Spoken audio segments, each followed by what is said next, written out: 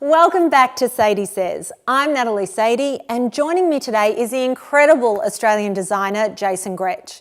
Jason, thank you so much for joining me. So I wanted to start at the beginning and find out what drew you to fashion initially. I think it was the love, the textures, women's bodies, the curves, all of that stuff, which I love. And who were designers that inspired you when you were growing up? When I was really young, it was Valentino, it was Tom Ford at Gucci. At that time, he did all of that really awesome revamp with all the textured silk shirts and the colours and that really strong, sexy person. A favourite for me was always Versace. Oh, me too. Something about those red carpet gowns, women with the slits up the leg, never gets old for everywhere. me. Yeah. Love that too, me too. I think the Liz Hurley dress was a dress that I fell in love with. Me too. Or at least the beginning of the love affair. Very sexy. So you deviated a little bit. I heard that you actually studied accounting. Well, I did many years ago. Yes. And I started off there, and that was probably in 1996 or so. Mm-hmm.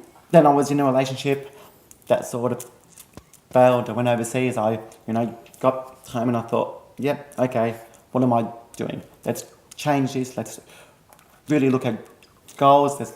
Let's look at things that we love. Yeah, and then changed over.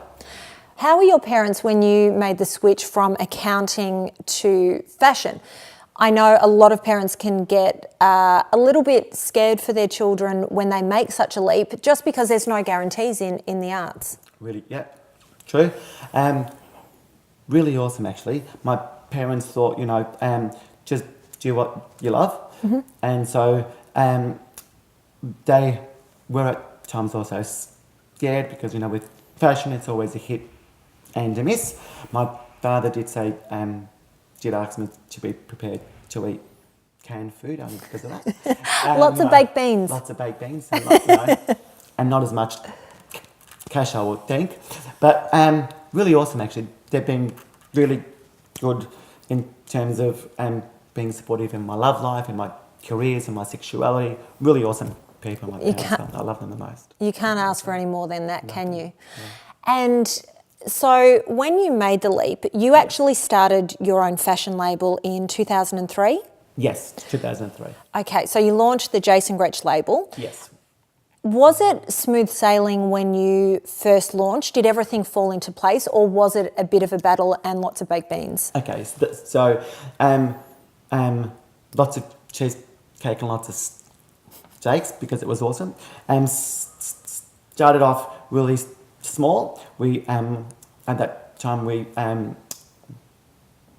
wholesaled to about 13 stores, mm-hmm. and it just went from something which was really small to something really successful and really big.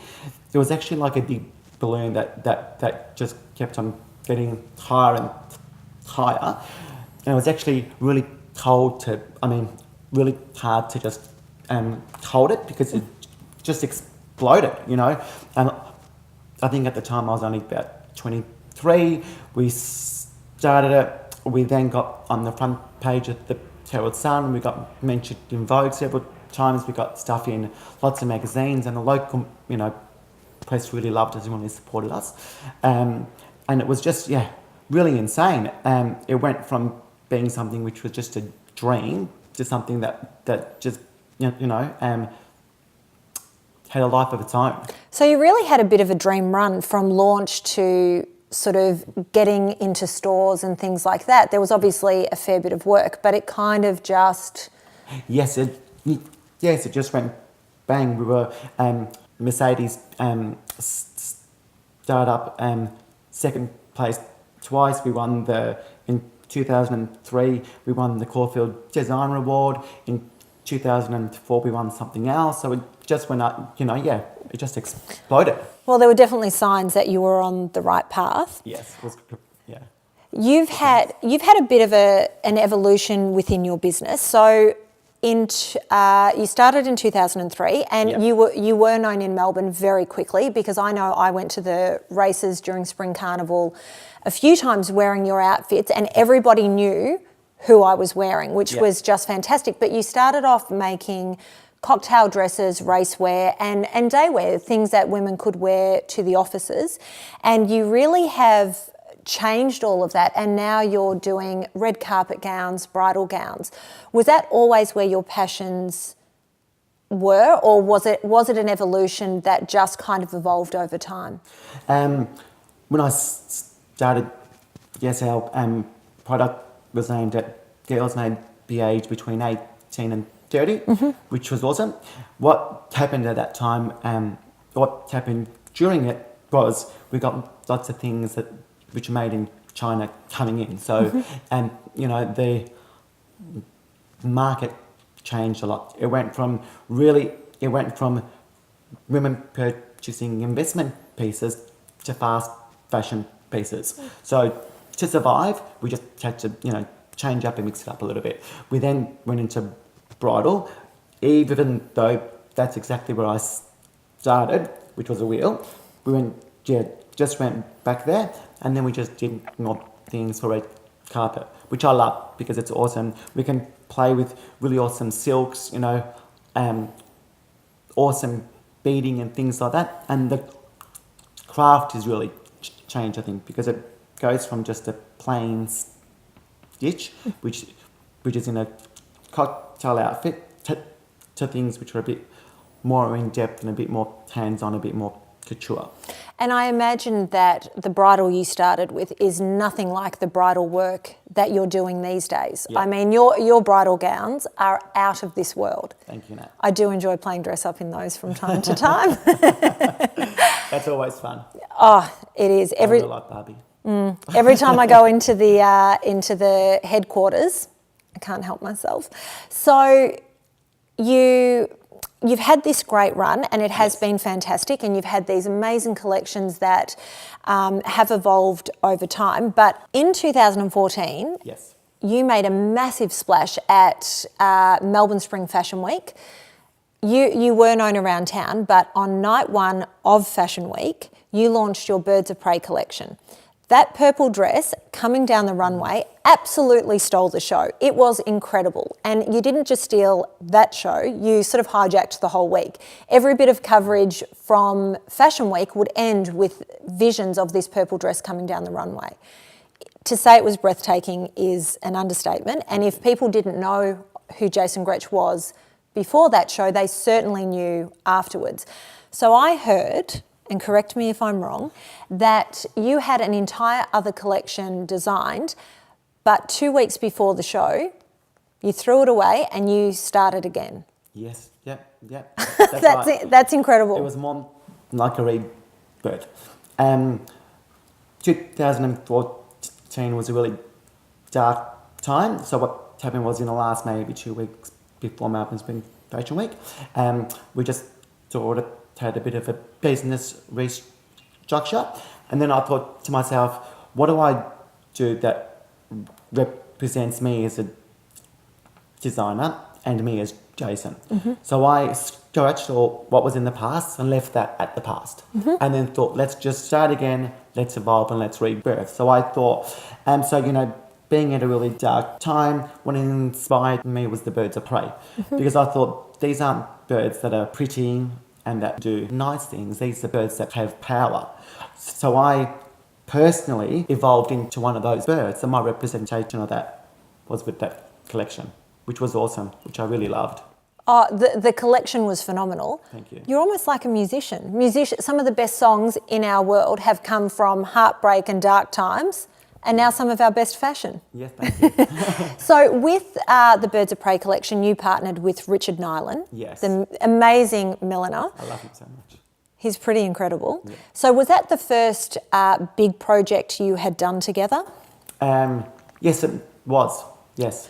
Okay, and your next collection, the Gladiator collection, which was just as powerful but in a very different way, in 2015, was again partnered with Richard Nyland. Yes, that's right. So is this a partnership that we will see moving forward? Yes. Well, You know, Richard's awesome, and he's just, you know, I just think he's a man of many talents, and we sit down and we talk about my collection, and then he talks about what he wants to do, and then we sort of morph into this thing that sort of takes over, you know.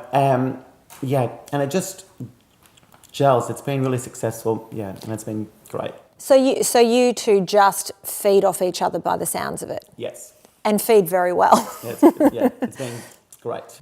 As the Jason Grech label has evolved and the red carpet gowns have become more and more prominent in your collections, you have dressed some huge names in the entertainment industry. You've dressed people like Kelly Osbourne, Delta Goodrem, and that's just naming a couple of them. Yes. Who has been your favourite celebrity to work with? Delta. Yeah, she's just awesome, really easy to work with, really down to earth, and very entertaining, let's put it that way, you know. I turned up at a house in Sydney, she answers the door, you know, tracksuit pants and some trainers, and a top, of course, but made me a cup of tea, we sat down, she sang for me. Yeah, really easy to work with. She's just awesome, and she's eye candy to look at. She's amazing. She certainly is so beautiful and so talented, and it's nice. And it's so nice to hear that she's a lovely, down-to-earth person, because you don't always hear that about celebrities. True, this is true. So, where do you see the Jason Grech label being in 5 years' time? So I've thought about this, and I think about this often, because, you know, I normally make a 1, 3, 5 and a 10-year goal. What I plan to do this year is not make any goals, to be honest with you. It's more about just having a path and being present at what's going on today. In terms of, you know, what my accountant does and what his goals are, that's his issue. My issue is just about today and loving it. That's and fantastic. being really successful at it, which has been good. Yeah. Well, grateful. Once you take that pressure off, yourself, it seems that everything becomes so much easier. Yes, becomes easier. This is true. So, a question that I like to ask everybody. Yes. What mark do you want to leave on this world?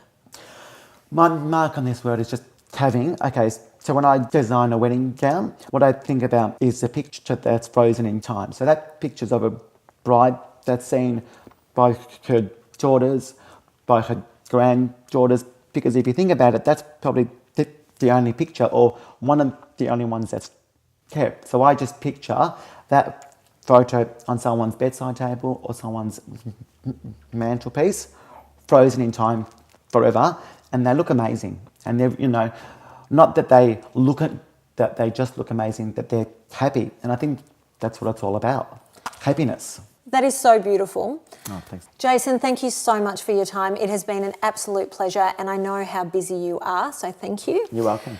If you would like to learn any more about Jason, head to jasongrech.com. Until next time, I'm Natalie Sady.